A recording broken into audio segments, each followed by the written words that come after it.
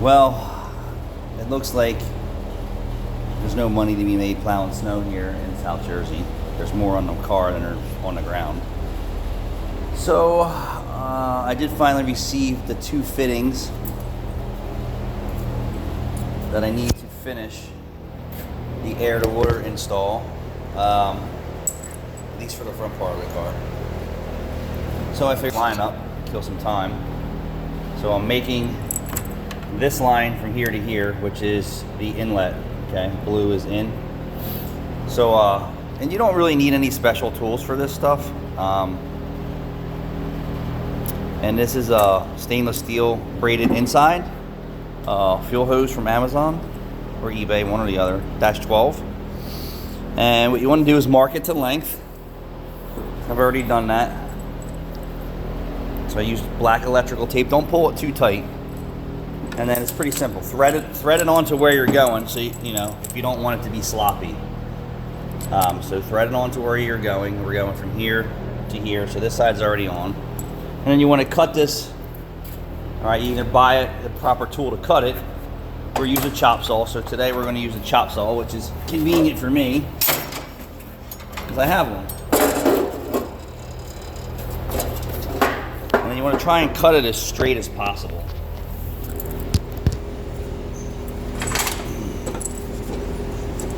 And they always come in a coil, which makes it harder for you to cut it straight. So you want to cut it at the end of your tape mark and try and hold it straight.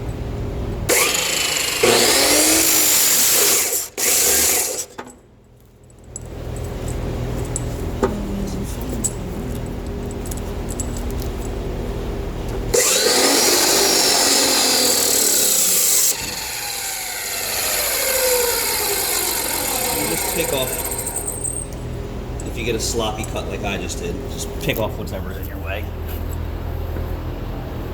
Ow. And be careful because it is sharp. And if you feel that it's going to be a problem, just clean up that sloppiness. So typically what I do for me is, for coolant, I'm not too picky about what we get here. So you see the black tape still on there holding it together. And it is very sharp. So let's get the fitting off the car.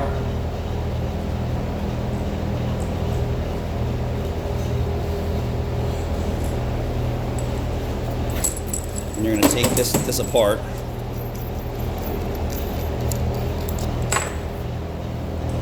All right, and then just check your tape to make sure that it's sort of kind of tight enough. Because you want all that to go inside, and if it's not, put another layer of tape around it. Okay, because you want it to go inside of this other side here. So this could use another little band of tape. Like I said, don't make it too tight.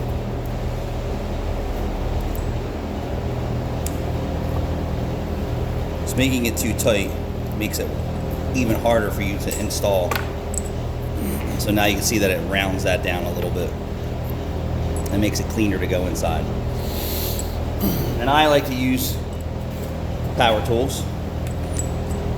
So get it so it's nice and neat, and it's reverse. And you don't want to thread this all the way down and bottom it out on the hose, because it'll actually crown the hose in.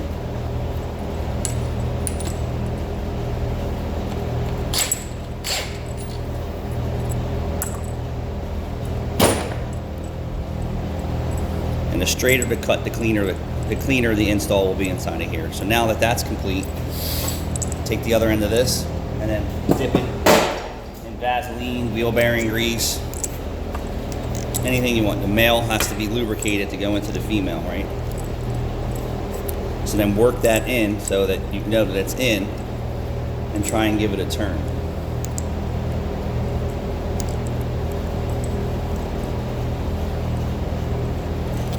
You wouldn't believe that I remade the other side in 2 seconds, and then now this one's being a pain in the ass.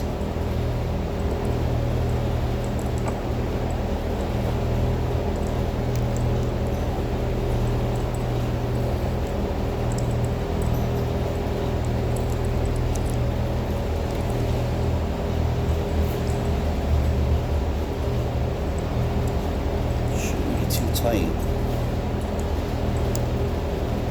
There you go. So my cut really wasn't that straight.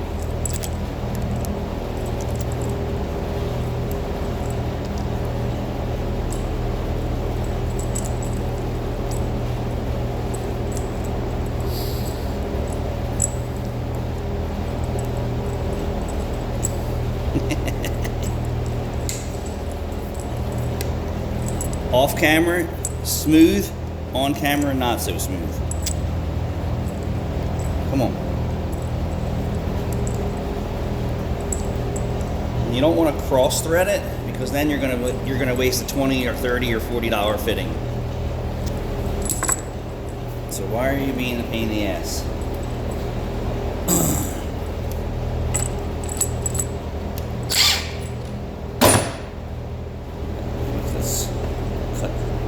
Crappy.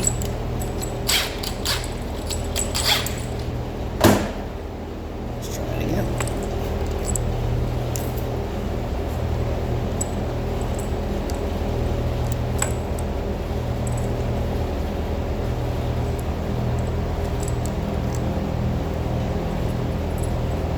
Is anyone using the VP antifreeze? They guarantee 14 degrees cooler. Everybody has some type of guarantee, right? This is a guarantee pain in the ass sometimes.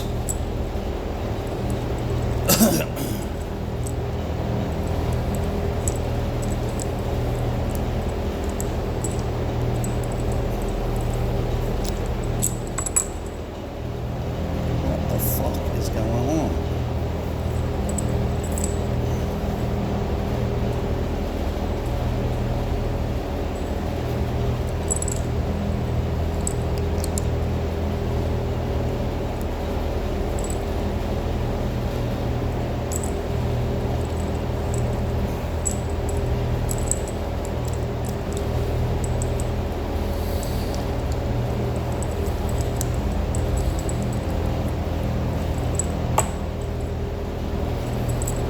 Not feel like it's going in straight.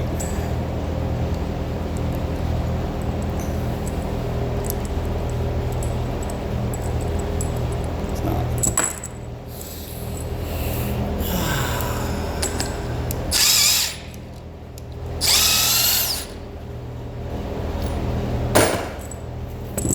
Why are you not going straight? It was on there perfectly fine. Really not that, it's not cut that bad. Let's put it back on. It's not too tight. Let's try a little bit more lube. A little bit more lubrication. It's better to take your time and not destroy your product here.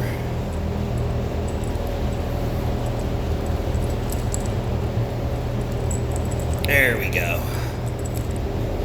So you want to get 1 or 2 turns on it. I'm using a 30 millimeter box wrench and an adjustable.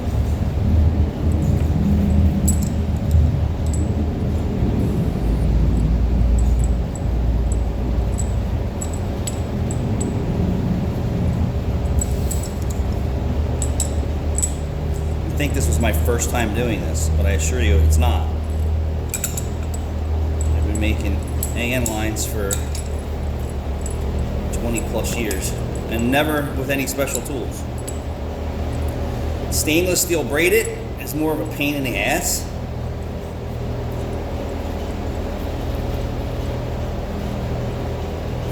Turn that all the way down, and I like to use the swivel ones. Swivel, so this is swivel ones. Make sure that's bottomed out. But I can tell you right now, I got a problem. So if yours looks like that, there's a problem there. Some days you just want to fucking blow your brains out. And let's talk about product issues, right? So we do a Dodge Charger the other day. Fuel pump, sending unit on the other side, but sitting in my fucking parking lot with a gas gauge problem. Yeah, aftermarket parts, I would bet you. But now I need to figure out, was it an installer error or is it a product error? Because here it seems like some individuals are challenged on installing parts exactly the way they take them out, which is not always the case.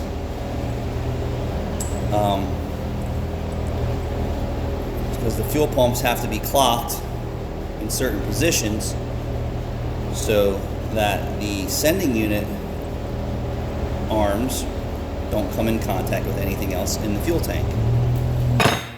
We think some installers would know that, right? And some of them actually have an arrow on the tank that says, hey, dum-dum, put this back exactly the way you found it. That's not always the case.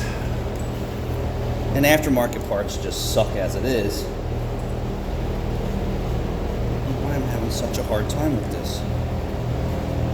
I've cut worse hoses and I've tried to cut this cleaner for the video.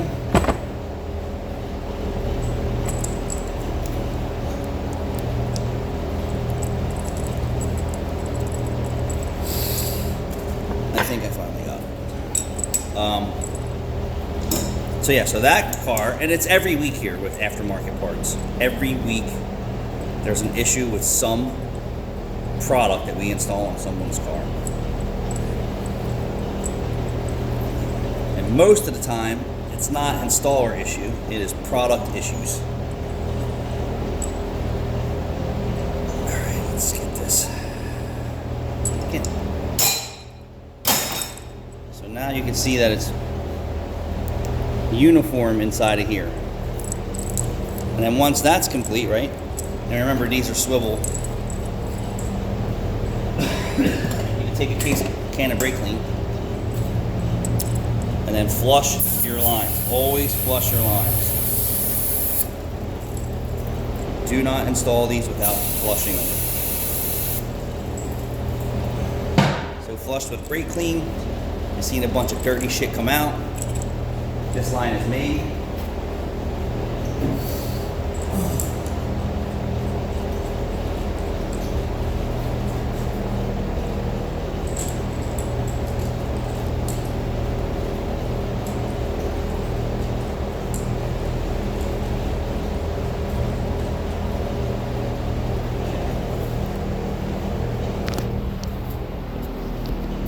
So this is finished now. And then now I can actually finish running the return line to the front heat exchanger, and then I'll get to the back and get doing more on that. But you've seen it firsthand. No special tools. Thanks for watching.